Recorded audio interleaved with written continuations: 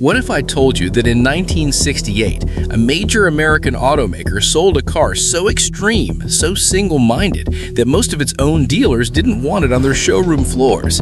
A car with no heater, no radio, paper-thin glass, acid-dipped steel, and a race engine so dominant it forced the rulebook to change.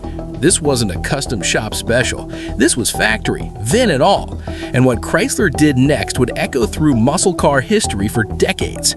Wait to the end for the interesting history. If you love real-deal American performance and the stories behind the machines, make sure you subscribe right now to Engine of Time. We dig into the moments that shaped automotive history, and this one is unforgettable. To understand why Chrysler built the 1968 HEMI Dart, you have to step back into the late 1960s. This wasn't just the golden age of muscle cars, it was corporate warfare disguised as drag racing. Detroit's Big Three, Chrysler, Ford, and General Motors, weren't just chasing trophies, they were chasing buyers. The phrase, "win on Sunday, sell on Monday," wasn't marketing fluff, it was a boardroom strategy. The battleground was NHRA Superstock. The rules were clear. The cars had to be factory-produced vehicles, they had to have VIN numbers, they had to be cataloged production models. Manufacturers couldn't simply build tube frame race cars and pass them off as production. But there was a loophole. If a company built a limited number of special cars, enough to qualify as production, they could race them. Homologation was the key. Ford understood this early. They put their 427 side-oiler engines into lightweight Fairlines and Mustangs. Chevrolet answered with big block Camaros and Novas. The competition was brutal and increasingly sophisticated. Chrysler, meanwhile, had the nuclear option, the 426 HEMI. The Street HEMI, introduced for 1966, was a detuned version of the legendary race engine that dominated NASCAR in 1964.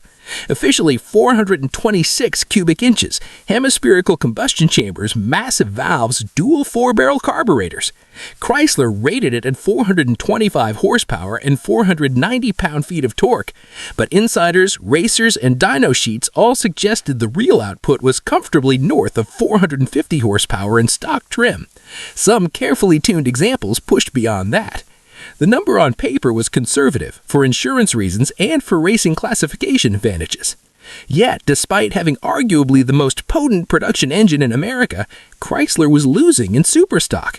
The problem wasn't power, it was weight. The smallest Chrysler platform available with a HEMI in 1968 was the B-Body, cars like the Coronet and Belvedere. They were mid-size but still heavy. Too heavy. Ford and Chevrolet were putting big engines into lighter platforms. Chrysler needed to do the same. The answer was radical. Put the biggest engine into the smallest available car. That car was the Dodge Dart, specifically the lightweight A-Body Dart. Compact, designed for slant-six economy engines, narrow engine bay, modest suspension. It was never intended to house Chrysler's 426 cubic inch HEMI. But Chrysler engineers, working with Hearst Performance, were tasked with making the impossible happen. The project was coded LO23 for the Dart and BO29 for the Plymouth Barracuda counterpart. Both were built for the 1968 model year. The cars were shipped as partially assembled bodies from Chrysler to Hearst in Madison Heights, Michigan, where they were converted into full race-ready machines. Fitting the HEMI was no small task. The 426 was physically massive. The A-Body's shock towers and engine bay clearances were insufficient in stock form. Chrysler re-engineered the front suspension using a modified K-member and relocated components to create room. The battery was moved to the trunk for weight distribution. The engine bay was effectively redesigned to accommodate the width of the HEMI cylinder heads and exhaust manifolds. Under the hood, the Street 426 HEMI retained its dual Carter AFB 4-barrel carburetors and 12.5-to-1 compression ratio. That compression meant 100-octane fuel was mandatory. This was not a pump gas grocery getter. Behind the engine sat the legendary 727 TorqueFlite automatic transmission, fortified for drag racing duty. While manual transmissions were popular, the TorqueFlite was brutally effective at the strip. With the right tuning, it delivered consistent, lightning-quick shifts that human drivers couldn't reliably match with a clutch and shifter. Out back, Chrysler installed the indestructible Dana 60 rear axle with 4.88 to 1 gears and Sure Grit limited slip differential. This was serious hardware, truck-grade durability in a compact car. It ensured the HEMI's torque wouldn't twist the driveline into scrap metal on launch. But power wasn't enough. Weight was the other half of the equation, and this is where the LO23 became legendary. Chrysler and Hurst went to extremes to lighten the car. The front fenders and hood were fiberglass. The doors were lightweight units with thin Corning side glass. The body panels were chemically treated, acid-dipped to reduce thickness and save weight. Sound deadening? Material was removed. Seam sealer was minimized. There was no heater, no radio, no insulation. The interior was stripped to essentials. The result was dramatic.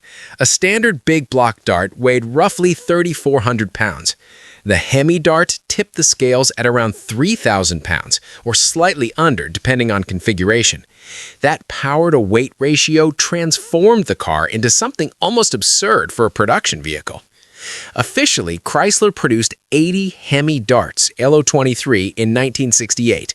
Plymouth built approximately 102 HEMI Barracudas BO29.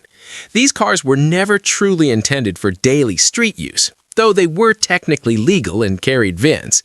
In reality, they were sold primarily to professional and semi-professional drag racers.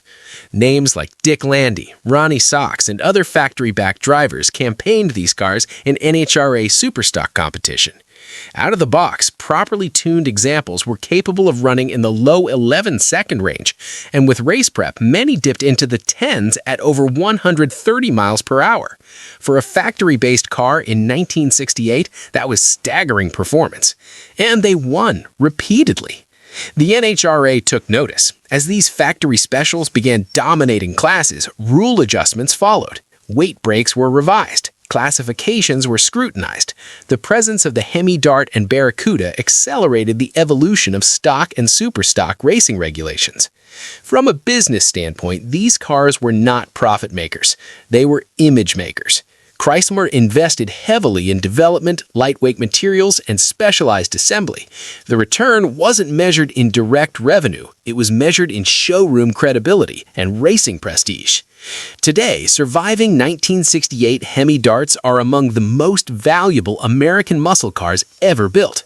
Well-documented examples frequently command prices between $400,000 and $800,000 at auction. Exceptional, historically significant cars have exceeded that. Considering their original price was under $5,000, the appreciation is extraordinary. But their value isn't just monetary, it's symbolic. The LO23 represents a moment when manufacturers were willing to push engineering boundaries for the sake of competition. It's the blueprint for every modern homologation special that followed. When Dodge unveiled the 2023 Demon 107 with over 1,000 horsepower on E85 fuel, it echoed the same philosophy. Build the most extreme street-legal drag car possible. Limited production, maximum impact. The spiritual DNA traces back to 1968. You see similar thinking in track-focused models from Porsche, Chevrolet, and others. Cars stripped of excess, engineered around performance first. Carbon fiber replaces acid-dipped steel. Advanced electronics replace mechanical tuning, but the core idea remains unchanged. Build just enough to qualify and build it to win. The 1968 HEMI Dart wasn't comfortable, it wasn't practical, it wasn't refined, but it was honest. It was engineered with a singular purpose, to dominate the quarter mile. Most were raced hard, some were wrecked, others were modified beyond recognition in pursuit of faster times. The survivors we see today are rare precisely because they were used exactly as intended. And that's what makes them special. They remind us of a time when engineers were given room to experiment, when corporate leadership understood the power of competition, and when a factory VIN didn't prevent a car from being a full-fledged race machine. If you've ever seen a HEMI Dart in person or heard the unmistakable crackle of a 426 at full song, you know it's more than a car, it's a statement. And that's why, nearly 6 decades later, we're still talking about it. If you enjoy deep dives into real automotive history like this, make sure you're subscribed to Engine of Time. We bring you the stories behind the machines, the engineering, the competition, the risks, and the legacy. Hit that subscribe button now so you don't miss the next chapter. And as always, thanks for watching Engine of Time.